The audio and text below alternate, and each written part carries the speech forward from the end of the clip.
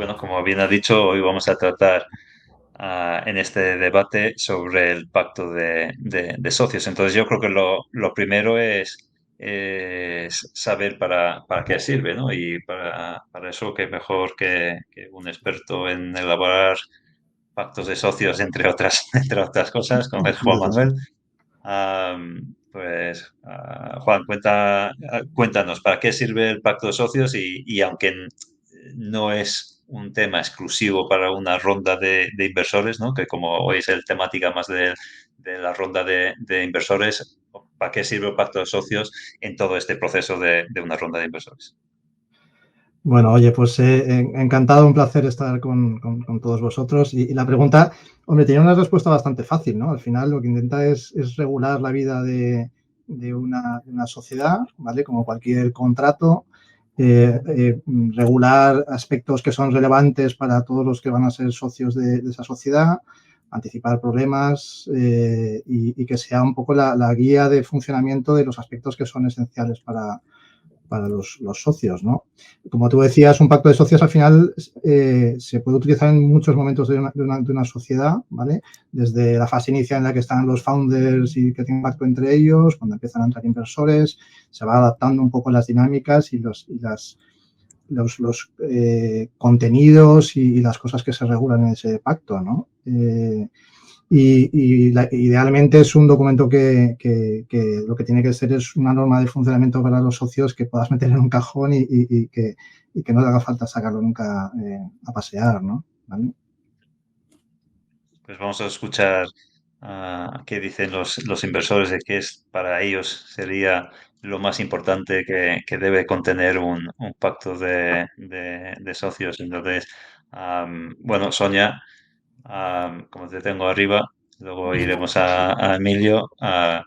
Cuéntanos qué es lo principal que buscáis vosotros cuando firmáis un pacto de socios. Bueno, yo creo que lo más importante es que no se salga de lo estándar, ¿no? Yo creo que cuando nosotros entramos en rondas, a veces es la primera vez que se redacta un pacto de socios. A veces pues no existe, o a veces sí heredamos algo. Y yo creo que la verdad es que lo bueno que tiene esta industria es que está todo más o menos inventado, regulado, o sea que al final cuando tienes un pacto de socios que es bastante estándar, pues luego levantas otra ronda y los inversores lo van a mirar y dicen, bien, conozco, está dentro de lo que es estándar en las cláusulas que se negocian. Entonces, para nosotros nos sirve bueno, pues para regular nuestra entrada, para tener las protecciones mínimas que nosotros necesitamos como inversores que entramos siempre en minoría en las compañías. Y lo que buscamos es que no se salga de la normalidad, porque al final, cuando tienes cláusulas que a lo mejor pues tienen, no sé, imagínate, derechos de liquidación preferente que no son los estándares, pues cuando viene el siguiente inversor, pues eso es algo bueno, pues puede potencialmente dar problemas, ¿no? Entonces, yo creo que en ese sentido, todas las cláusulas que protegen al inversor minoritario, pero que están dentro de lo que es industria o estándar, pues es un poco lo que nosotros buscamos, ¿no? Nada que se salga de lo que puede ser, pues eso, bastante aceptado ya por la industria. Y lo bueno es que los emprendedores, la verdad es que como yo creo que cada vez la industria tiene más madurez, pues conocen muy bien esos términos. Entonces, en la mayor parte de las ocasiones, todas estas cláusulas más estándar se detallan antes de una forma más genérica, pero están todas reflejadas en el term sheet, que es lo que se acuerda antes de entrar en la redacción del pacto de socios. Así que, pues también es una forma de que luego no haya sorpresas, ¿no? Y bueno, intentar que ese momento de redacción o de entrar en la parte más legal, pues sea lo más smooth o, no sé, sencilla posible, porque todo ya se ha visto también con anterioridad en el term sheet. Yo creo, antes de que intervengan María y Emilio, yo creo que lo que comenta Sonia es importante en el sentido de que muchas veces la negociación de los temas delicados y que luego generan fricción se anticipan realmente mucho porque se negocia a través de un term sheet que, para los que no estén tan familiarizados, al final viene a ser un documento mucho más informal, preliminar y tal, donde se sientan las bases de ese acuerdo, que luego ya los abogados le metemos un poco la pluma en lo que es el acuerdo después de socios, ¿no? Entonces, la secuencia habitual suele ser esa, ¿no? Vale. Sí. Bueno, el term sheet vamos a decir que es la antesala de un pacto. Entonces, Correcto. bueno, al final es yo, aunque no sea el documento final, ¿no? Realmente es parte de lo que es el pacto de socios, claro, claro. Y en tu caso, Emilio, ¿buscáis cosas concretas en Bueno, los pactos de socios o qué es lo que buscáis bueno, vosotros? lo primero de todo, buenas tardes y gracias, Iván. Un gusto compartir panel contigo, Sonia, con María y con Juan, que no os conocía. A ver, yo creo que Sonia lo ha dicho muy bien. Nosotros también somos inversores minoritarios de fases, depende con quién hables, medianas, tardías o incluso tempranas. O sea que ahí no hay consenso, pero digamos que en rondas donde igual somos el primer pacto de socios más profesional que ayudamos a construir o igual nos sumamos a uno que ya está vigente, ¿no? Yo creo que el pacto de socios, sobre todo, es una herramienta de alineamiento, de claridad y por añadir, y si queréis luego entramos en 4 o 5 contenidos que son críticos para los inversores, que bueno, que yo creo que los podemos enunciar, ¿no? Pues cómo se toman las decisiones críticas, tanto a nivel de consejo como de junta. En el fondo, este negocio de la inversión es un negocio de venta de compañías. Yo tenía un jefe hace mucho que decía que el negocio de los fondos era o levantar fondos o vender compañías, ¿no? Que podías elegir cuál de los dos, ¿no? Pero realmente, por desgracia, mucho nos lo jugamos en realmente el momento de la desinversión como el símbolo de qué tal ha ido o qué tal se hizo el trabajo en todos los años previos, ¿no? Tanto de la elección de la compañía, etcétera, etcétera. Entonces, decisiones relevantes, cómo estamos alineados en la venta o las ventanas de liquidez. A veces, cuando vemos que va a haber futuras rondas, ¿qué pasa si hay rondas? Que yo creo que esto también es importante. Compro completamente lo que dicen los americanos de hacer las cosas sencillas que decía Sonia, profesionales, sobre todo si vamos a levantar capital a futuro, que los que puedan venir no digan, pero bueno, ¿qué habéis hecho aquí? O sea, que los ataques de abogado, que son como los ataques de entrenador, pues mejor dejarlos a un lado. Y luego yo creo que hay algunos casos donde sí que me parece muy importante todo lo que tiene que ver con las condiciones de good liver, bad liver, del CEO, de los founders, de la no competencia, la permanencia, el vesting, porque eso puede a veces ser también fuente de conflictos, ¿no?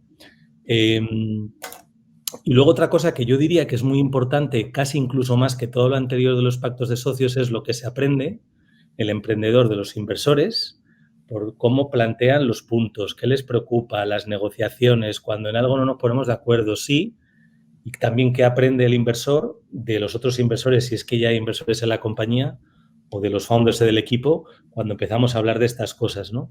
Es una escuela de aprendizaje brutal. Y yo diría que como inversor, si la cosa no fluye dentro de unos órdenes lógicos, a veces por desconocimiento, a veces porque igual hay un punto conflictivo que hay que negociar. Pero todo lo que no sea dentro de cierto orden, yo creo que es un indicador de red flags, que vamos, que es un momento fantástico para detectar cosas raras, ¿no? Yo creo que también sí, un poco por completar lo que he dicho antes, es un tema también de, nosotros somos inversores en minoría, entonces yo creo que el emprendedor también tiene que entender que de alguna forma nosotros no realmente pintamos menos de lo que nosotros no estamos en el día a día de la compañía, no vamos a gestionarla, pero de alguna forma sí que nos tenemos que proteger contra decisiones que puedan ser, por eso el tema de las materias reservadas es relevante, porque ahí a lo mejor, precisamente como nosotros, aparte de estar en el consejo, no estamos en el día a día de la compañía, sí que tenemos que tener formas de protegernos. También el emprendedor tiene que entender que son cosas muy específicas, donde son muy materiales, o sea que nosotros no vamos a requerir un voto afirmativo en ciertas materias que les va a entorpecer la gestión del negocio. Eso es lo último que queremos hacer, porque no somos gestores, no somos un private equity que tomamos control. Entonces, bueno, tiene que ser algo que nos proteja porque precisamente no tenemos ese control de las compañías, pero que también deje al emprendedor tranquilo, que no vamos a interferir en el día a día, porque si no sería inmanejable, ¿no? Quería dar paso a María, que está ahí esperando pacientemente su momento. Y yo, desde luego, creo que aquí sí que hay una situación donde, bueno, pues que el inversor, cada vez que invierte, habla y tiene un pacto de socios, ¿no? Entonces está habituado y es parte de su día a día casi, ¿no? No de día a día porque no están invirtiendo todos los días, pero sí que hace muchos pactos de socios. Sin embargo, el emprendedor probablemente sea el primero, sobre todo si es el primer emprendimiento. Entonces, obviamente, ese desconocimiento y también el hecho, como estáis diciendo, que vosotros estáis protegiendo vuestra posición minoritaria, pero el emprendedor está un poco protegiendo todo su trabajo y su activo que está creando, ¿no? Entonces, primero, María, ¿cómo se vive ese proceso del pacto de socios y qué consejos darías a un emprendedor que todavía no ha enfrentado este momento y evidentemente va a tener que afrontarlo en cuanto levante la primera ronda al menos? Bueno, lo primero es decir que no estamos tan lejos de lo que decía Sonia y Emilio, ¿no? Creo que estamos todos muy alineados en ese sentido, aunque como parece siempre que somos los polos opuestos, creo que también los emprendedores tenemos la misma forma de ver lo que regula la relación que vamos a tener todos los socios dentro de la compañía, ¿no? Entonces, para mí es obviamente algo que es necesario. Siempre lo que yo busco por parte del inversor es profesionalidad en sus términos, ¿no? Es cuando veo cosas raras, veo también red flags, ¿no? Como el inversor puede ver en el lado de emprendedor, pues para nosotros es lo mismo, ¿no? Estándares industriales, estoy súper de acuerdo, y luego en las materias reservadas, y aquí me voy a permitir hablar mal, pero dejar las estupideces fuera, ¿no? Porque al final es lo que decía Sonia, nos hacen perder muchísimo tiempo en nuestro día a día y al final perjudican la gestión. Estoy más pendiente de que todos los socios firmen algo que es absurdo, como por ejemplo, pues otorgar phantoms, ¿no? Siempre podemos poner unos rangos, pero otorgar phantoms a un empleado que puede aportar muchísimo valor y todas estas cosas que creo que son más algo que debería de ser muy flexible y que nosotros deberíamos tener como una herramienta a mano para poder agilizar los trámites, ¿no? Este tipo de cosas creo que son fundamentales para poder agilizar estos temas. Y luego, de cara a la pregunta que me hacías, Iván, al final son momentos de muchísima tensión. Es verdad que cuando recibes los term sheets ya puedes ir con una idea previa de lo que te va a costar o no negociar lo que finalmente aterrizará en el pacto de socios, pero son momentos de mucha tensión y creo que todos tenemos que tener la capacidad de mirar hacia el otro lado para ver cómo la otra persona está tomando los términos que están aterrizados ahí, ¿no? A mí personalmente, que trabajo con el despacho de Juan, me gusta participar siempre en esas negociaciones, porque más allá de lo que nuestro abogado pueda poner sobre la mesa, me gusta también que el inversor que tengo enfrente entienda por qué nos estamos posicionando de una manera y de otra, ¿no? Y a la vez me gusta también a mí entender por qué el inversor se posiciona en algún aspecto del term sheet, pues en un punto o en otro, ¿no? Entonces, son momentos de mucha tensión. Parece que cuando el inversor dice que quiere invertir, todo es un momento de felicidad y alegría máxima y todos nos ponemos a tope con eso hasta que de repente recibes el term sheet y dices, ostras, mira, la sorpresa A, B, C, D. Eso, María, ya sabes que es pon tú el precio y déjanos a nosotros los inversores poner las condiciones, ¿no? Entonces... Exacto, sí, sí. Entonces, nada, entiendo que este es el proceso. Me siento muy tranquila de que firmemos entre ambas partes unas reglas de convivencia a largo plazo al final, porque tenemos que tener algo aterrizado para cuando las cosas no funcionen como tienen que funcionar, ¿no? Entonces, bueno, para mí es un proceso, me genera muchísima tensión, pero creo que es algo que tenemos que hacer y es parte del juego. Bueno, ahí has dicho algo que va muy en línea con lo que ha comentado Emilio, ¿no? Que también es un momento donde realmente ves las intenciones de los demás y cómo actúan, ¿no? Entonces, poniendo las posibles, hipotéticas cosas que puede pasar en el futuro y sacar esos pactos para intentar... entonces, bueno, ahí veo que también estáis alineados y por eso también, pues, Tomás, ¿crees que un consejo sería participar activamente, ¿no? en esas negociaciones para realmente conocer quién es tu inversor y que el inversor te conozca a ti, ¿no? Que yo creo que lo importante del pacto es eso, ¿no? Ponernos de acuerdo.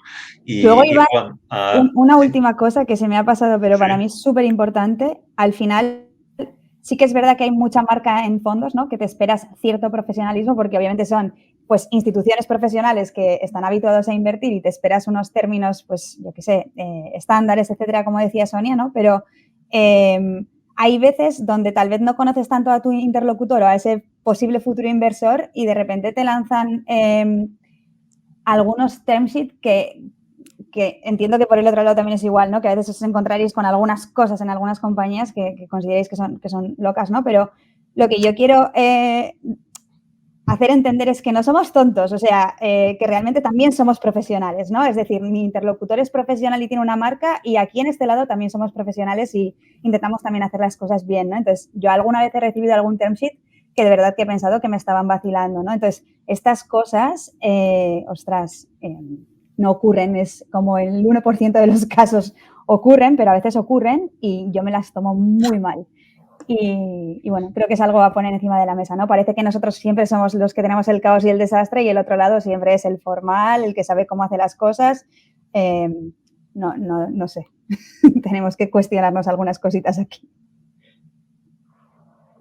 entiendo que la parte del emprendimiento, por eso digo que la posición es muy distinta porque desde el punto de vista del emprendimiento sí se toca algo más personal, mientras normalmente en la parte inversora no tiene ese componente más emocional y de pertenencia, ¿no? No sé lo que Yo, pensáis. Yo yo, puedo... No, perdón. Perdona, Juan, no, iba a añadir simplemente que a lo que tú decías, María, que empatizo completamente con este comentario, ¿no? Yo creo que es muy bonito. Claro, bueno, y Sonia, yo creo que tú también, ya tenemos ciertos años en esta industria y claro, al final, pues ya vas teniendo cierto recorrido, ¿no? Y es verdad que yo creo que la industria ha crecido y ha madurado y creo que el acceso a entender la estructura, los estándares, las buenas prácticas está bastante al alcance de la mano de la grandísima mayoría, tanto de inversores, incluso business angels, como fondos más o menos profesionales y emprendedores de todo tipo, ¿no?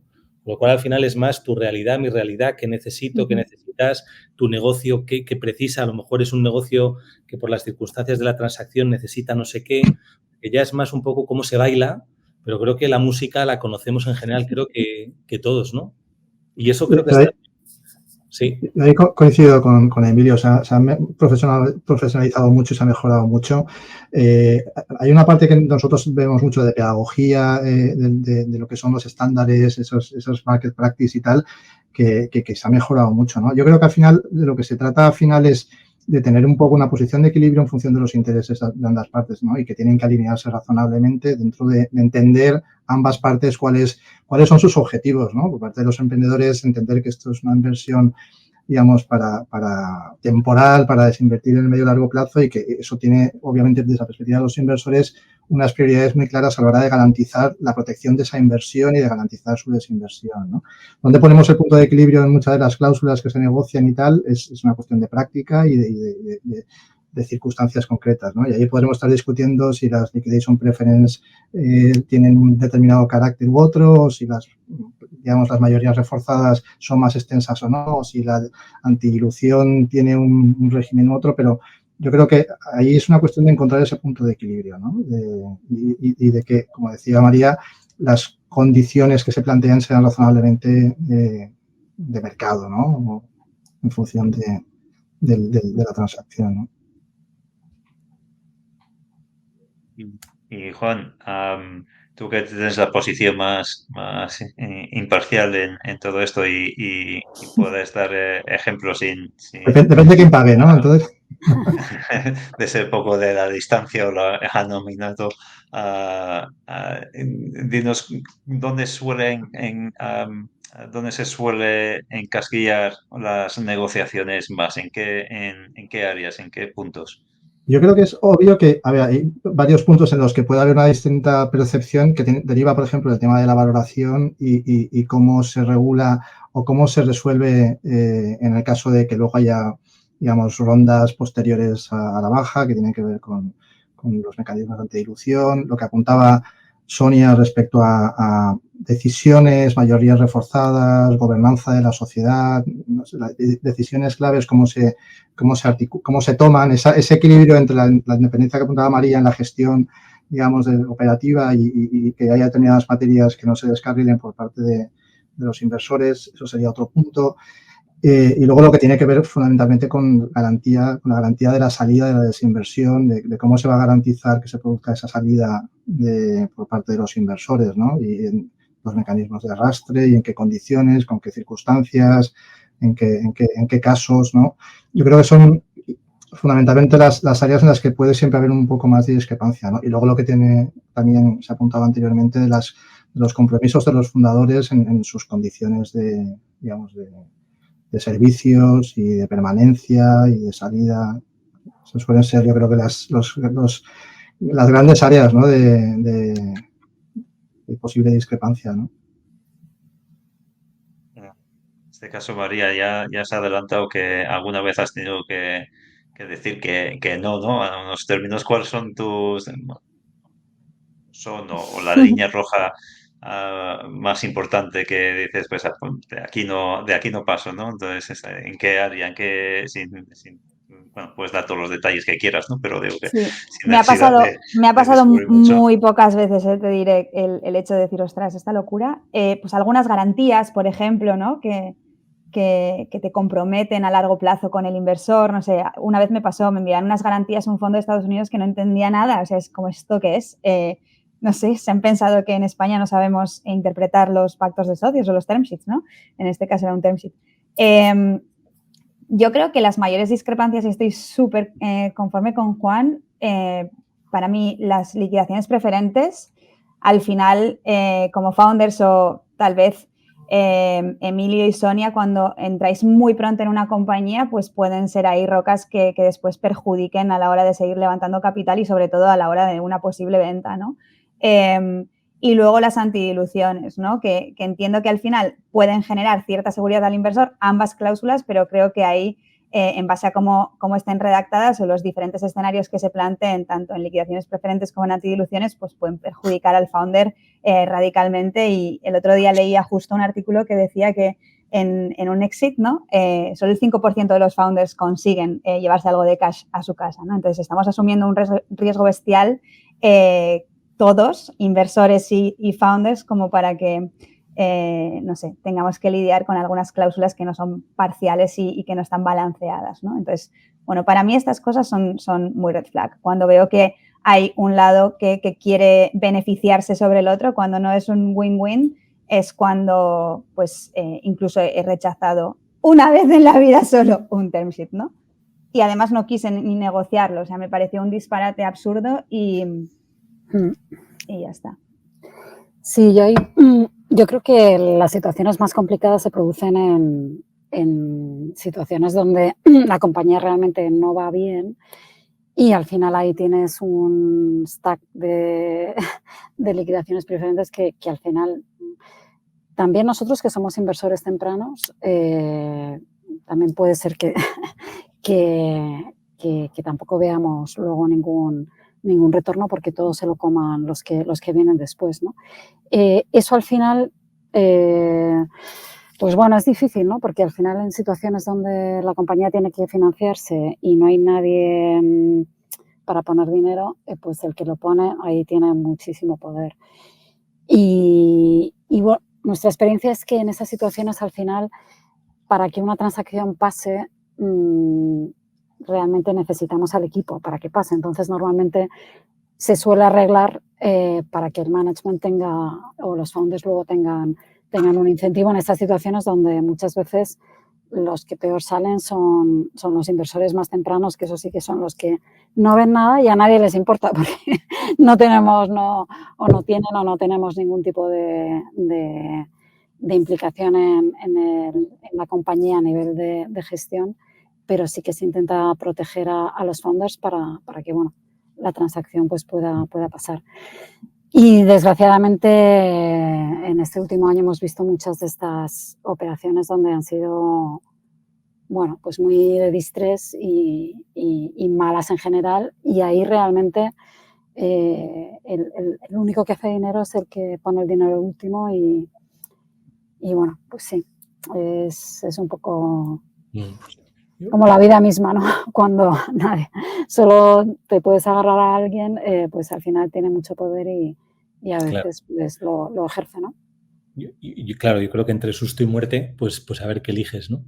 Pero yo creo que ahora igual nos hemos moderado un poco, pero antes de ayer yo creo que mucho de las liquidaciones preferentes, ¿no? Estructuradas como una vez, una y media, 2 veces, o una TIR mínima, o como sea, la antidilución es un vaso comunicante del precio de entrada, ¿no? Y yo creo que hay que poner un poco de cordura. Todos hemos visto unas valoraciones que son pues bastante locas, ¿no? Si uno se va al planeta Growth y hace equivalentes de EBITDAs, es que yo creo que no salen los números en el 98% de los deals de los últimos años, ¿no? Y es verdad que hay grandísimas compañías, pero hay una inmensa mayoría que han estado sobrevaloradas, ¿no? Entonces, ahí hay un tema de expectativas, de por una parte un porcentaje del capital que probablemente es pequeño en comparación con el resto de socios, founders incluidos, pero hay una simetría muy grande porque el que pone dinero pone un importe muy significativo versus lo que han puesto los demás. En fin, porque no sepamos la teoría no quiere decir que no sea un arte el encontrar, como decía antes Juan, ese equilibrio, ¿no? Pero a veces un precio alto va conectado con condiciones igual un poco más duras en cuanto a liquidaciones o antidiluciones y tiene sentido, ¿no? Al final el fondo tiene una tesis, tiene unas promesas, ¿no?, de retorno, tiene una estructura de construcción de portfolio y tiene que observar o digamos, seguir unas reglas. Entonces, bueno, yo soy de los que piensa que es mejor compartir cuando hay éxitos que no tener que empezar muy arriba y luego empezar a hacer ajustes y cambalaches que son mucho más desagradables y más complicados. Yo creo que al hilo de lo que comentabas, Emilio, quizá ahí la clave es siempre, como muchas veces ocurre, es un poco cómo se modulan las condiciones de esas cláusulas, ¿no? Para que sean lo más razonables posibles, ¿no? Todo depende un poco de las condiciones, ¿no? De que, por ejemplo, las liquidaciones preferentes, cómo se aplican, con qué multiplicadores, con qué condiciones de ejercicio, con qué plazos, con qué rendimiento mínimo, o sea, un poco toda la casuística más o menos típica de estas situaciones, ¿no? Y un poco para encontrar ese equilibrio, ¿no?, que comentábamos hace un momento, ¿no? Muy bien, pues nos vamos ya quedando sin tiempo, entonces yo creo que con esto vamos a cerrar esta mesa y vamos a ir a la siguiente. Muchísimas gracias a los 4, María, Sonia, Juan, Emilio. Ha sido muy ilustrativo y creo que ahí al final había bastante partido y te prometo, María, que la siguiente vez traigo un compañero de equipo para que no te sientas tan Yo solo. creo que Bueno, estábamos de acuerdo. traje tu asesor. Luego traje tu nada asesor, ¿no? negociable. Yo, si María me lo pide, me pongo de su lado, no, sin problema. Hombre. Todos estamos del lado de la compañía al final, o sea que... Gracias. Bueno, pues nada, muchísimas gracias a Buena Semana todos. Santa a todos. Gracias. Gracias. Hasta luego.